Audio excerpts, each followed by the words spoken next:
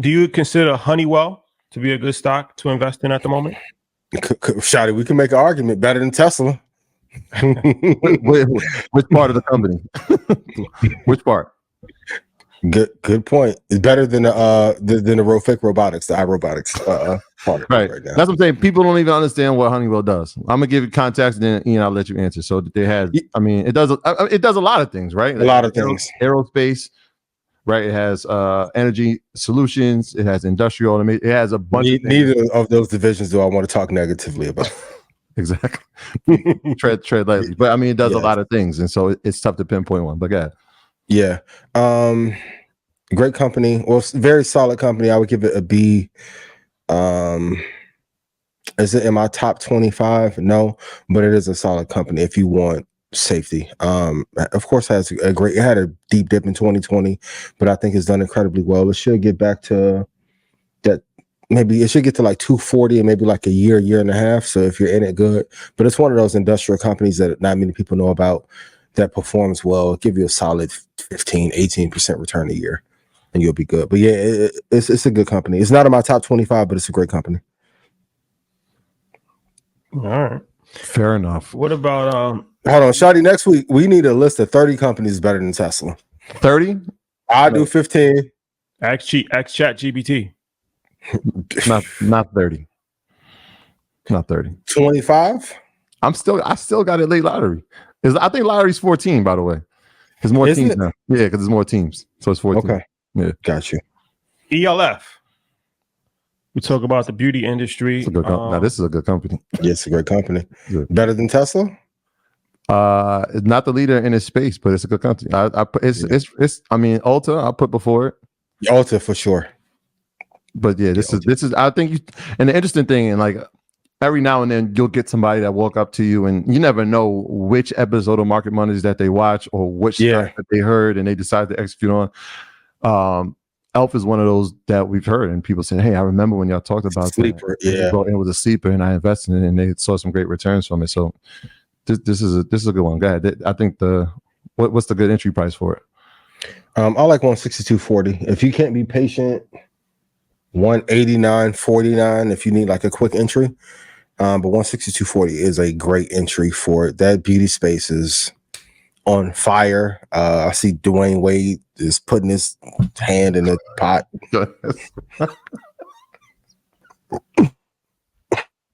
Back to you. Yo, shut up. Yo, man. Can this is in blackout. So I don't know if that's for this one. So I won't touch it on blackout either. I asked ChatGPT to name 30 companies better than Tesla. Oh, it says Apple, Microsoft, Amazon, Google, Nvidia, Berkshire Hathaway, Johnson & Johnson, Visa, Johnson, no, Procter & Gamble, JP Morgan Chase, United Healthcare. Chase, UNH is better. No. MasterCard, Pfizer, Walt Disney, Coca-Cola, Pepsi, Exxon. It's already invalid. All those companies that you're naming. Exxon's better. But that's telling you what ChatGPT. I get what you're saying. I mean, we named 12 outside. I'm just interested to know what ChatGPT said. But I'm saying, let me finish the list. Intel, Meta, Adobe. Intel definitely not. I'm saying, like, what are we talking Adobe about? is Meta. This tells you right now that you shouldn't use that for the investment advice. Meta, Adobe, Netflix, Salesforce, Costco, Home Depot, Nike, Walmart. Walmart. You're not taking Salesforce. I know that for sure. Hell no. You're not taking Disney. You're definitely not taking Intel, right? Hell no. And Procter & Gamble. These are solid companies, strong companies, but what are they? Growth? Or are they value? There's a difference, right? When you're talking about Procter & Gamble, kind of tough though. It's a great company. No, it's a great company. Yeah. But when we're talking about returns, like some of the volatility in Tesla helps because it does have spikes, right? Since 2012, we've seen it go on these runs.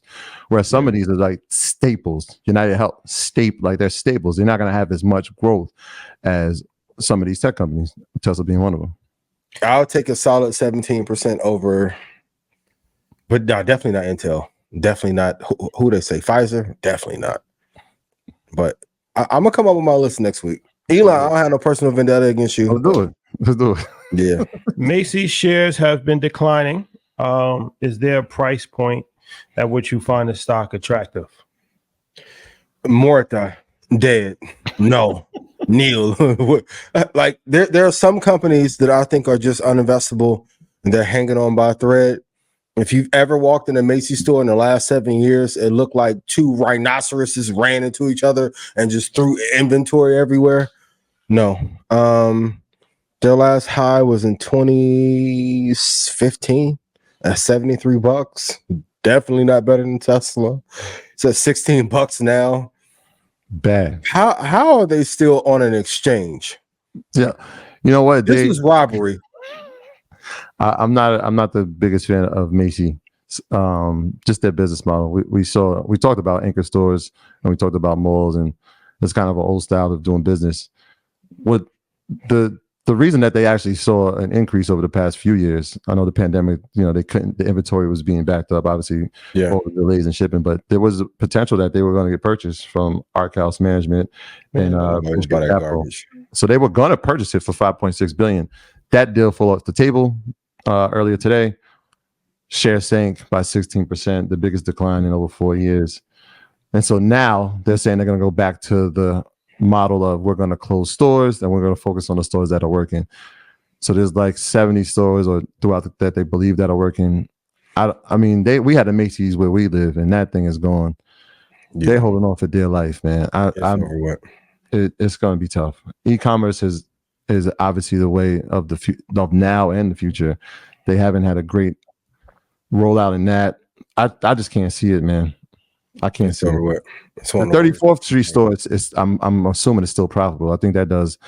I think like a majority of the revenue for the company, like maybe 30%. So that is a flagship. Yeah, I'm not touching Macy's. What else they selling after hours in that store? This stock is terrible, man. This is probably one of the worst. And for the scale, I will argue they're worse than GameStop. And I'm not pro GameStop at all. Worse. They need to go out of business. Yeah, terrible. Profit margin 0.4%. Not even 1% of money that comes in they get to keep. No, I would never touch the stock. Okay. And Macy's wasn't that dope in 2015 either. The store or the stock? Neither. Shot, if you don't eat diner food, I know you wasn't at Macy's. No, don't lie. Don't lie. Macy's was you could find something in there. Macy's was always good for polo. You could always get some polo. The Tommy section, you can always find some in the Tommy section. Nautica, they always have some good swim trunks you could get. And then if you was really shopping on a budget, you can get like some loafers. Fact. So Macy's, the brunch boots was in there. What killed Macy's was like Zara and all of those type of TJ Maxx.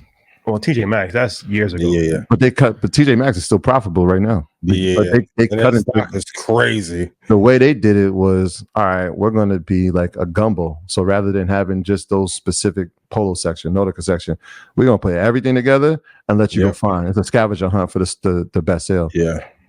Once that happened, it was night. Yep.